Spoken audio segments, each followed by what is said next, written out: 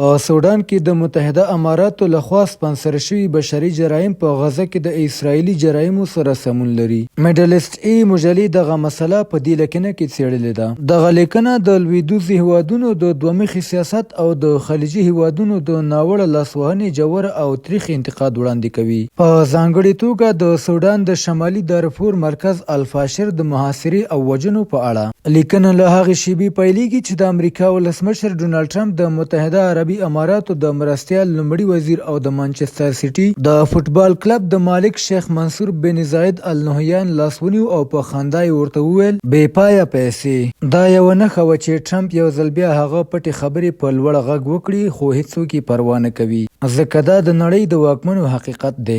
لیکوال دا صحنه د لویدیځو سیاستوالو د دوه مخي او منافقانه دریځ د تشریح لپاره کاروي. هغه وایي کله چې لویدیځ هیوادونه د اسرائیل او حماس د جګړې په اړه یوازې تشې خبرې کوي، هماغه ډول د سودان د چټک پوځ لخوا په الفاشر کې د ملکي وګړو د وژنې پر وړاندې هم چوپ پاتې دي. هغه ډله چې د متحده عربي اماراتو لخوا په وسلو، پیسو، پروپاګند او ډیپلوماتیک ملاتړ سمبال شوې ده. د لیکنې له مخې الفاشر له 500 ورځو زیات وخت د چټک پوځ تر محاصرې لاندې وو. خلک کېدل وږي او ناروغۍ له امله مړه کېدل او هر لوري د ماینونو، خټو، دیوالونو او وسلو په منځ کې بند پاتې وو. د بشري حقوقو څارونکو له 2024 کال د مې میاشتې راهیسې خبرداری ورکړی چې الفاشر به د سربرنسا په څیر بله ډله ییزه وژنه وویني او اوس دا پیښه شوې ده. د لیکوال په وینا د چټک ملاتړ جنګیالي اوس د ملکي خلکو وژل، د مرستندویانو شکنجه کول او د خپلو جرمونو ویډیوګانې خپرول په اسانۍ ترسره کوي.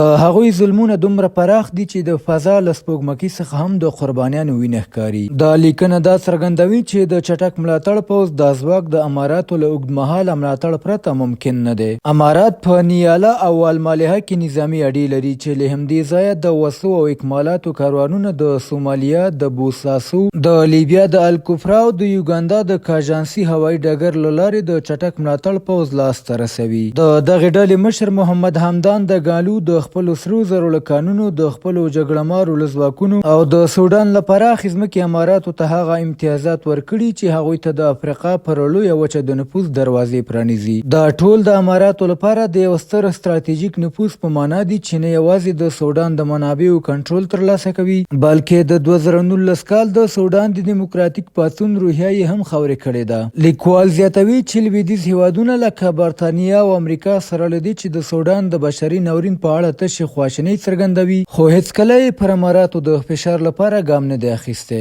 د برتانوي وزیر جینی چامپمن او د امریکا د چارواکي مسعد بوالوس څرګندونې یوازې د تشریفاتو خبرې ګڼل کیږي نه د عملي سیاست. د برېټانیا پخواني د بهرنیو چارو وزیر ډیوډ لامي د موږ باید سودان هیر نه کړو شعار پورته کړی و خو هغه هیڅکله د اماراتو د لاسوهنې په اړه وضاحت ورنه کړ. راپورونه ښیي چې حتی د برټانیې وسلې چې اماراتو ته پلورل شوي وې په سودان کې د چټک ملاتړ پوځ لخوا کارول شوي دي. په پای کې لیکنه په تاریخ او کره لحن سره وایي د الفاشر خلک ځکه له 500 ورځو را په دې خوا د مرګ سیوري ته پرېښودل شوي ځکه دا د نړۍ د قدرتمنو لپاره ګټور سکوت و. د هغوی دا جنایتونه نه د ناپوهۍ له امله دي او نه د بې توجهۍ بلکې د پیسو، نفوذ او سیاسي منافقت د نظام پایله ده. په ټوله معنا دا لیکنه د نړیوالو ځواکونو اخلاقي او سیاسي هملاسي افشا کوي او دا څرګندونې چې د سودان نسل وژنه لکه د غزې د ولس وژنه د خاموشۍ او شتمنۍ د معاملې له کبله دوام لري.